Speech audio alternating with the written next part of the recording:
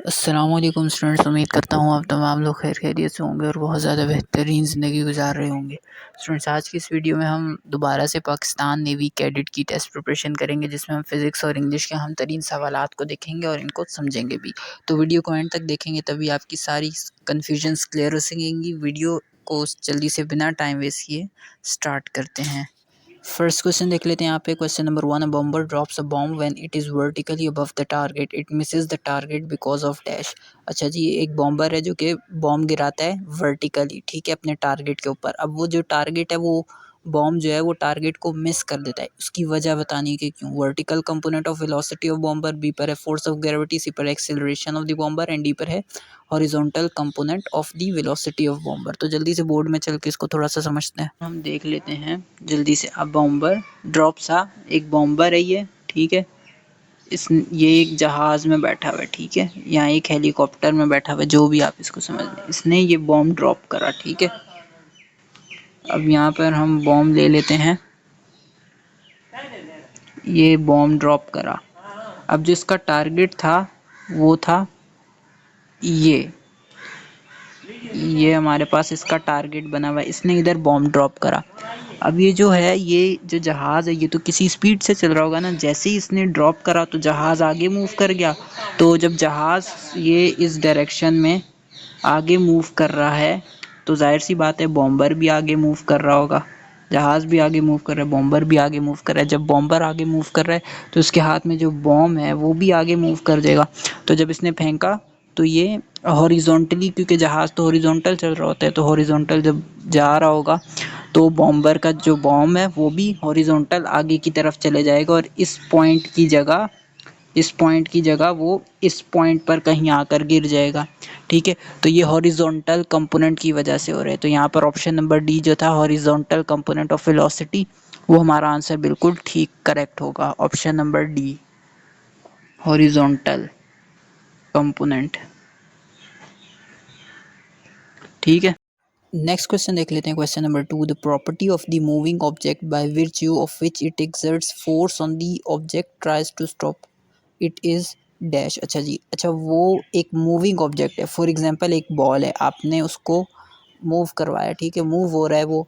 अब वो जो है विच, वो ऐसी कौन सी फोर्स होगी जिसकी वजह से वो स्टॉप हो जाएगी। मतलब ऐसी कौन सी उस पर फोर्स अप्लाई करेंगे जो है वो उस फोर्स की वजह से स्टॉप हो जाएगी। वो ऐसी कौन सी फोर्स होगी। ऑप्शंस देख लेते हैं। ऑप्शन नंबर ए पर है inertia of the body, B पर है quantity of motion of body, C पर acceleration of body and D पर है ऑल ऑफ दिस। अब क्वांटिटी ऑफ मोशन जो है ये तो बिल्कुल नहीं होगा। एक्सेलरेशन अगर देंगे वो तो स्टॉप नहीं करेगी, वो तो आगे बढ़ेगी।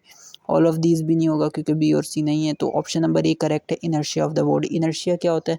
इनर्शिया ऐसी फोर्स होती है जो कि किसी भी बॉडी को स्टॉप करने में मदद देती है। मींस न्यूटन का फर्स्ट लॉ है, न्यूटन का फर्स्ट लॉ भी सेम ही होता है इनर्शिया की तरह, कि अगर किसी बॉडी पर फोर्स लगाएं, वो रेस्ट में हो, उस पर फोर्स लगाएं तो वो मूव हो जाए, या कोई मूव कर रही है उस पर फोर्स लगाएं तो वो रुक जाए। तो वो ऐसी कौन सा लॉ होता है? न्यूटन का फर्स्ट लॉ होता है। तो ठीक है, ये ऑप्शन नंबर ए इनर्शिया या न्यूटन का फर्स्ट लॉ एक ही बात होती है। तो यहाँ इनर्शिया वाला ऑप्शन बिल्कुल करेक्ट होगा।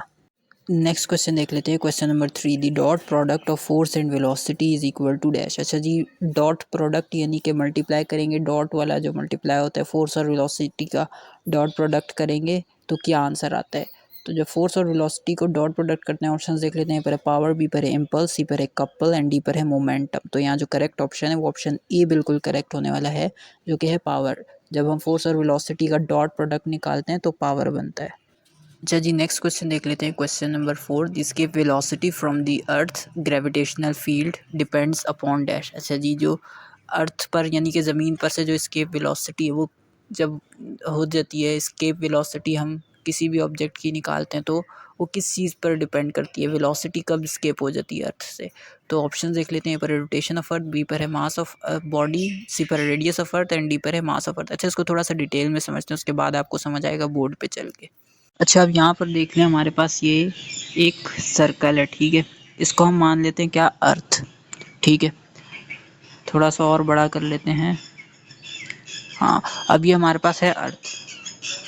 अब उसके बाद जो है मैं बोलता हूँ कि आपके पास एक ये जो है एक वो है मिसाइल बोल सकते हैं, इसको क्या बोल सकते हैं, हम इसको बोल सकते हैं वो जो गोला बारूद नहीं फेंक रहा होता यार, उसको क्या बोलते हैं, एक गन लगी हुई है फॉर एग्जांपल, चलें एक गन मान लेते हैं, ठीक है।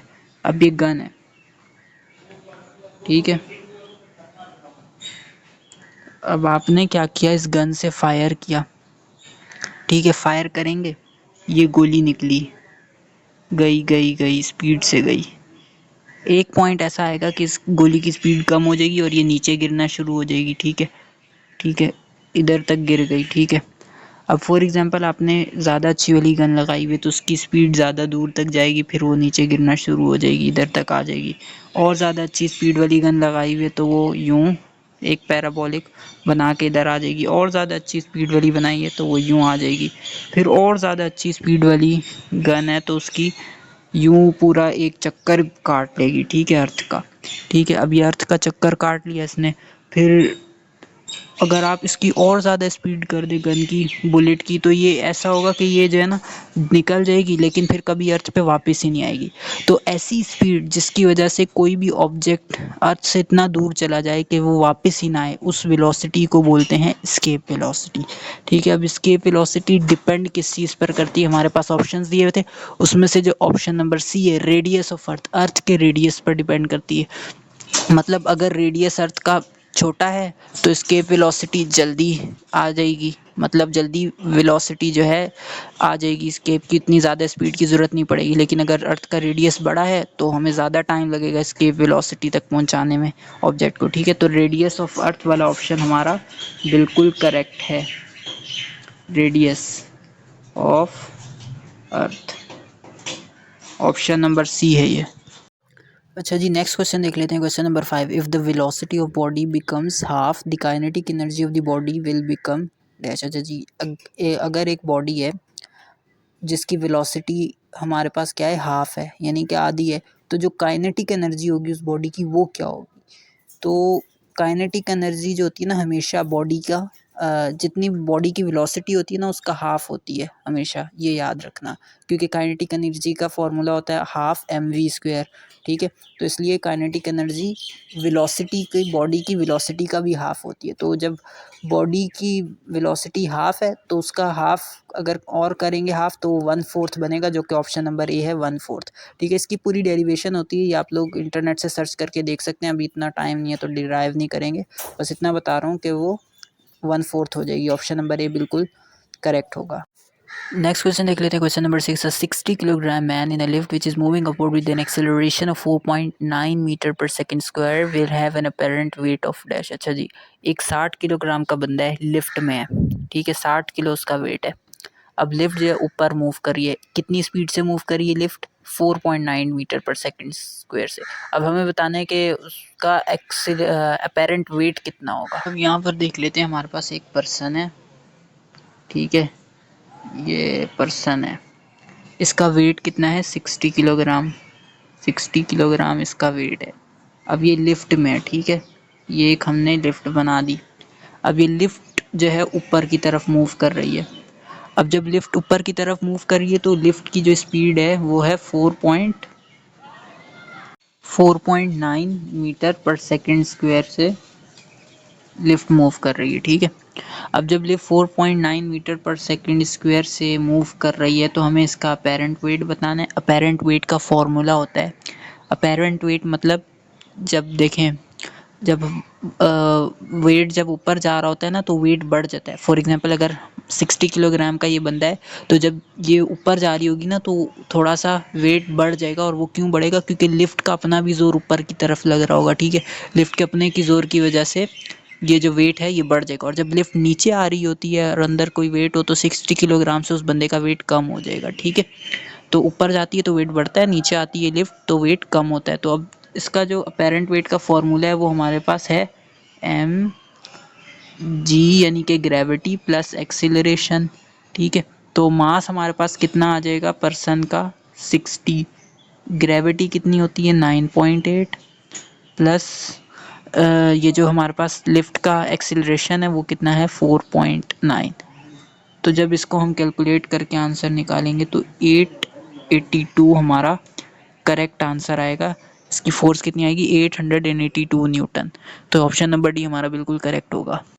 नेक्स्ट क्वेश्चन देख लेते हैं, question number 7। The apparent weight of a pilot when diving down in a jet plane with an acceleration of 9.8 metre per second square will become.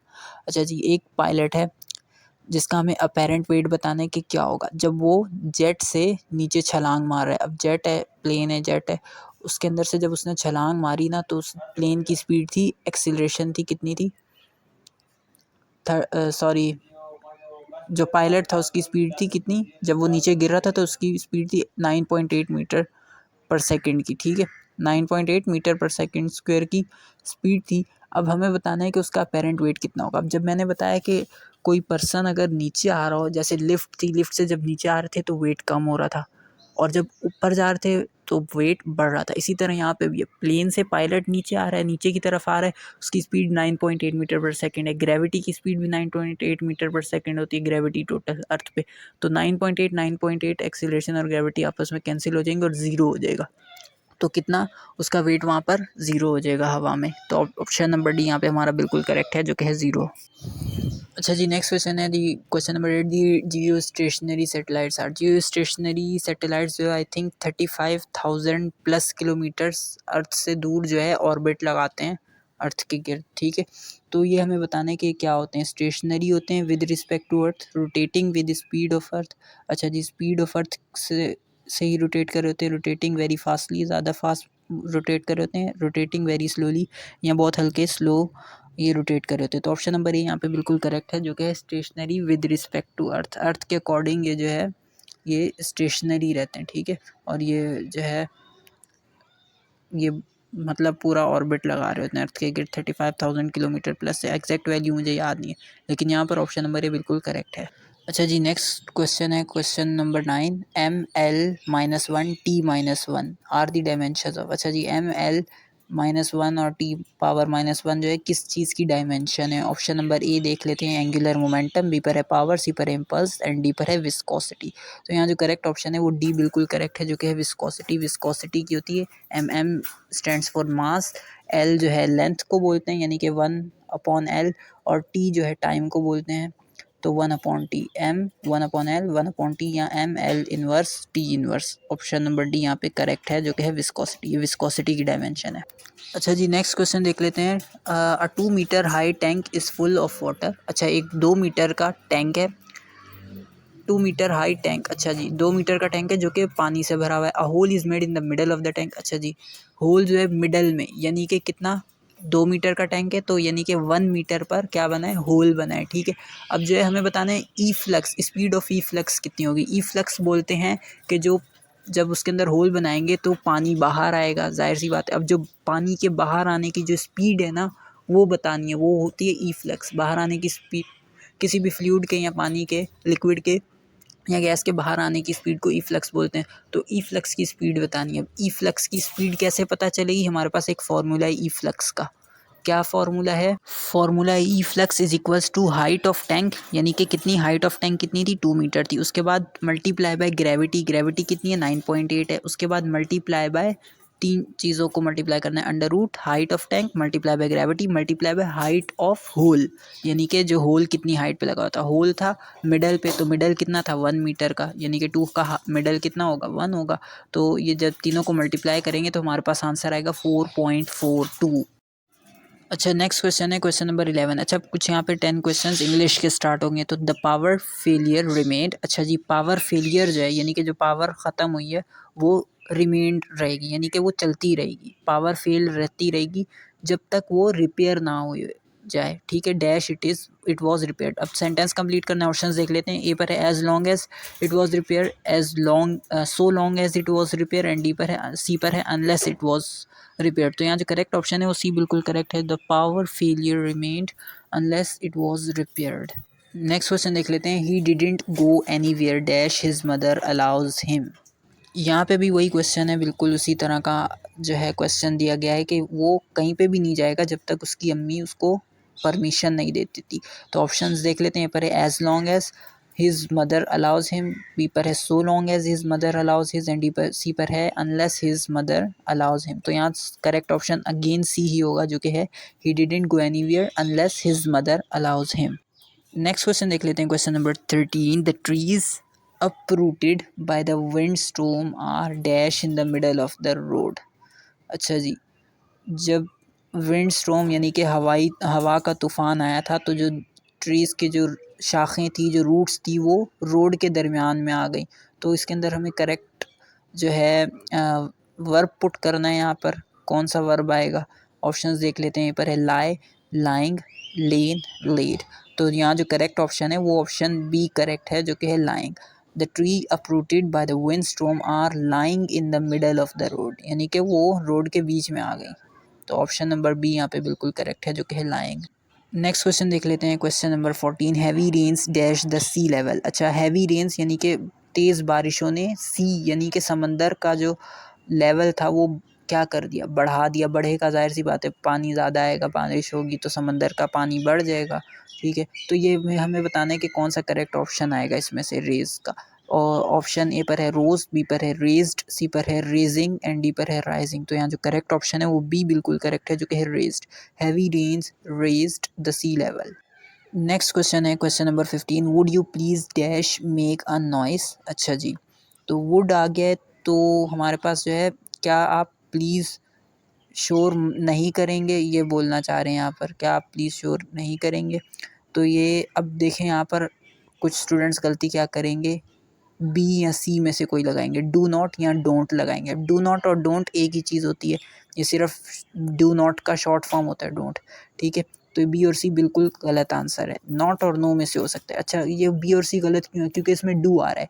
अब डू तो हेल्पिंग वर्ब है। अब हेल्पिंग वर्ब तो इस question में already है ना, would एक हेल्पिंग वर्ब है, तो ये तो ऑलरेडी आ गया। तो एक क्वेश्चन में, एक सेंटेंस में 2 बार तो हेल्पिंग वर्ब आता नहीं है, तो इसलिए ऑप्शन ए या डी में से होगा। तो करेक्ट ऑप्शन यहाँ पर ए है जो कि है not. Would you please not make a noise, क्या आप प्लीज़ शोर नहीं करेंगे? अच्छा जी, यहाँ पर अब कुछ वर्ड्स आ जाते हैं जिनके मीनिंग बताने हैं। गैस्प्ड, पहला वर्ड है गैस्प, GASPED। इसका मतलब बताना है। ऑप्शंस दिए गए हैं, breathe with open mouth, breathe with close mouth, breathe the last, breathe comfortably. तो यहाँ जो करेक्ट ऑप्शन है वो ऑप्शन नंबर ए बिल्कुल करेक्ट है, breathe with open mouth. Gasp का मतलब होता है यानी कि सांस लेना ओपन माउथ से, यानी कि मुंह खोल कर सांस लेना।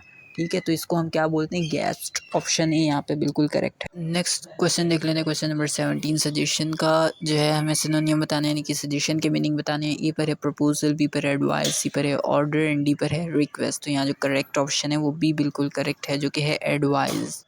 अच्छा, नेक्स्ट क्वेश्चन है, क्वेश्चन नंबर 18। ट्रिब्यूट। ट्रिब्यूट का मतलब क्या होता है? ट्रिब्यूट का मतलब होता है किसी को एजाज़ देना, किसी चीज़ का रिस्पेक्ट देना।